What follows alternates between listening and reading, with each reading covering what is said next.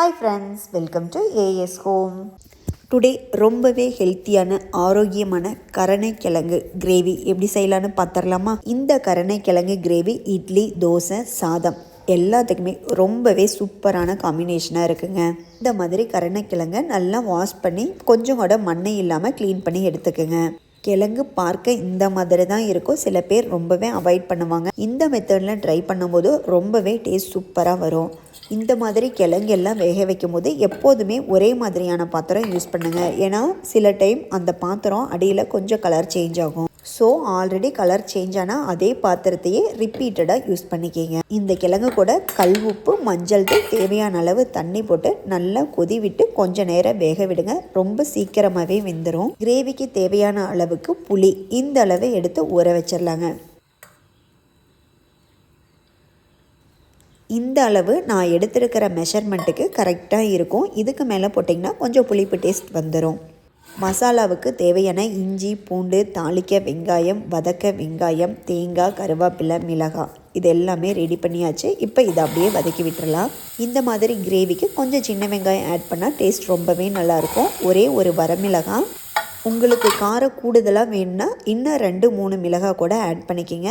வதக்கிறதுக்கு நான் நல்லெண்ணெய் விட்டுருக்கேன். நல்லா வதக்கி விடலாம். இதை அப்படியே ஆனியன் ரொம்ப நல்லா டீப் ஃப்ரை ஆக தேவையில்லை. லைட்டாக வதங்கி விட்டால் போதும். திரும்பவும் நம்ம குழம்பை நல்லா பாயில் பண்ண விடுவோம். இப்போ கிரேவிக்கு தேவையான அளவுக்கு கொஞ்சமாக பூண்டு, கொஞ்சமாக இஞ்சி இதையும் நல்லா ஒரு பெரட்டி விட்டுறலாம். இப்போ ஒரு கொத்து கருவேப்பிலை நல்லா வாஷ் பண்ணி எடுத்து அதையும் உள்ளே போட்டு இந்த மிக்ஸோடையே நல்லா மிக்ஸ் பண்ணி விட்டுருங்க. இப்போ மசாலா பொருட்கள் எல்லாமே ஒன்று பின்னாடி ஒன்று ஆட் பண்ணிக்கலாம். ஃபர்ஸ்ட் ஒரு 2 ஸ்பூன் அளவு கொத்தமல்லியை ஒரு நிமிஷம் நல்லா ஃப்ரை ஆக விட்டால் அதுக்கப்புறம் மீதி மசாலா பொருட்கள் எல்லாமே போட்டுக்கலாம். ஒரு 1/2 ஸ்பூன் உளுந்தம்பருப்பு, 1/2 ஸ்பூன் கடலைப்பருப்பு, அதே அளவு மிளகு, அதே அளவு ஜீரகம், அதே அளவு சோம்பு, 2 துண்டு பட்டை இது எல்லாமே போட்ட பிறகு ஒரு 2 நிமிஷம் நல்லா வதக்கி விட்டுறலாங்க. இது எல்லாமே லைட்டாக ஃப்ரை ஆகிற ஸ்டேஜில் ஒரு 1/2 ஸ்பூன் மஞ்சள் தூள், ஒரு அரை மூடிக்கு குறைவான அளவு தேங்காய். ரொம்ப அதிக தேங்காய் போட வேண்டாம். ஏன்னா நம்ம புளி தண்ணி ஊற்றுறதுனால தேங்காய் இந்த அளவு போதுமானதாக இருக்கும். இது எல்லாமே ஒரு வேளைக்கு மதியம் 4 பேர் சாப்பிட கரெக்டான அளவாக இருக்கும். சும்மா ஒரு 2 ஸ்பூன் அளவு பொட்டுக்கடலை இதையும் இதோடு போட்டு நல்லா பெரட்டி விட்டு வீட்டில் அரைச்சி வச்சுருக்கிற குழம்பு மிளகாய்த்தூள் அதையும் போட்டு ஆட் பண்ணிக்கிங்க. மற்ற மசாலாக்கள் எதுவுமே வேண்டாம்.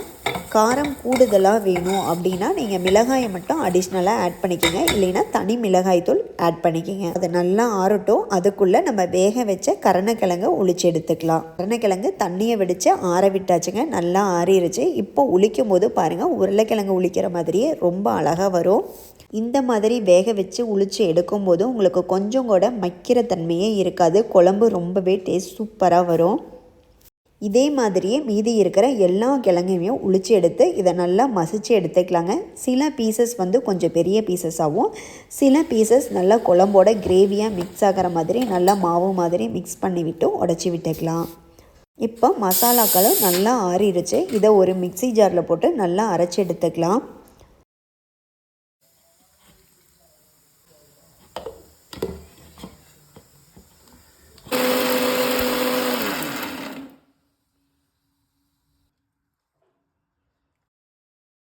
இப்போ இந்த கருணைக்கிழங்கு மசால் செய்ய கடாய் வச்சு அதில் 2 ஸ்பூன் நல்லெண்ணெய் விட்டுக்குங்க. அதில் கடுகு, உளுந்தம்பருப்பு நல்லா பொரிஞ்சு வரட்டும்.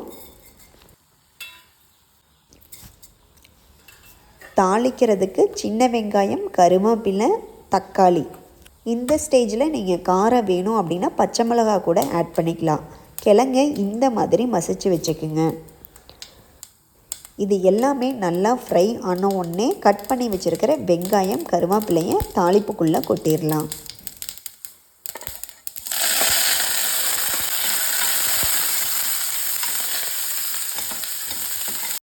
லைட்டாக ஃப்ரை ஆன உடனேவே தக்காளியும் உள்ளே ஆட் பண்ணி அதை லைட்டாக வதக்கி விட்டு நம்ம அரைச்சி வச்சுருக்கிற மசாலாவையும் உள்ளே கொட்டிடலாம்.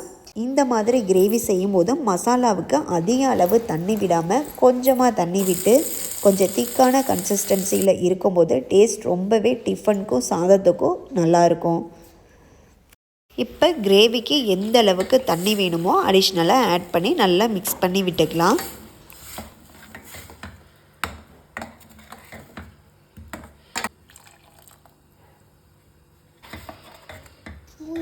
இந்த ஸ்டேஜில் நம்ம ஆல்ரெடி ஊற வச்சிருக்கிற புளி நல்லா ஊறி வந்திருக்கோம். இந்த புளியை நல்லா கரைச்சி எடுத்து நல்லா ஃபில்ட்ரு பண்ணி இந்த மாதிரி உள்ளே கொட்டிக்கலாம். புளித்தண்ணியும் இந்த அளவுக்கு கொட்டினா போதுங்க, அதிகமாக விடக்கூடாது. இப்போ நம்ம மசிச்சு எடுத்து வச்சுருக்கிற கரணக்கிழங்கையும் இதோட நல்லா மிக்ஸ் பண்ணி விட்டுக்கலாம்.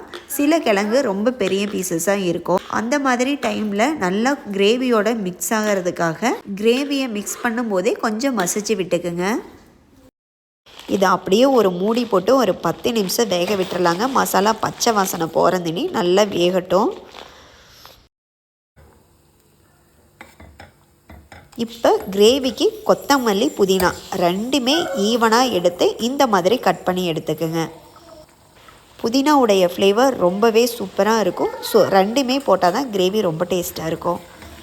பாதியை இந்த ஸ்டேஜில் போட்டு நல்லா கொதி விடுங்க. மீதி இருக்கிற பாதியை குழம்பு இறக்குற ஸ்டேஜில் போட்டுக்கலாம். இந்த ஸ்டேஜில் ஒரு 2 ஸ்பூன் நல்லெண்ணெய் விட்டு குழம்பை நல்லா கொதி விடுற அளவுக்கு மூடி வச்சிடலாம்.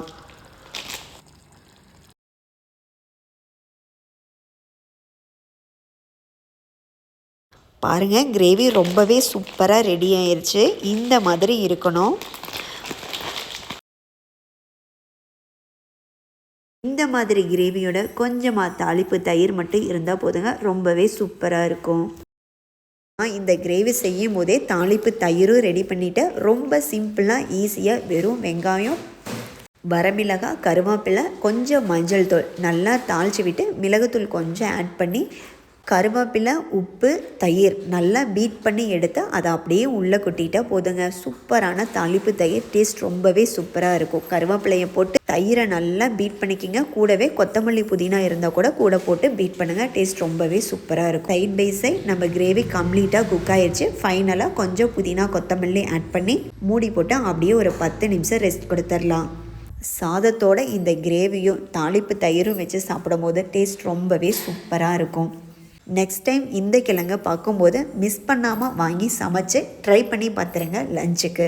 எனக்கு தெரிஞ்சு நிறைய பேர் வீட்டில் இந்த கிழங்குல எப்படி சமைக்கிறது அப்படின்னு சமைக்காமையே விடுறாங்க. அவங்கெல்லாம் கண்டிப்பாக இந்த மெத்தடில் ட்ரை பண்ணி பாருங்கள். ரொம்பவே சூப்பராக இருக்கும். மதியம் லஞ்சுக்கும் நைட் டிஃபனுக்கு ரெண்டுக்குமே யூஸ் பண்ணிக்கலாம். டேஸ்ட் ரொம்பவே சூப்பராக இருக்கும். என்னோட இந்த சிம்பிள் கருணைக்கிழங்கு ரெசிபி உங்களுக்கு பிடிச்சிருந்தா வீடியோக்கு ஒரு லைக் கொடுத்துட்டு சப்ஸ்கிரைப் பண்ணிடுங்க. தேங்க்யூ. தேங்க்ஸ் ஃபார் வாட்சிங்.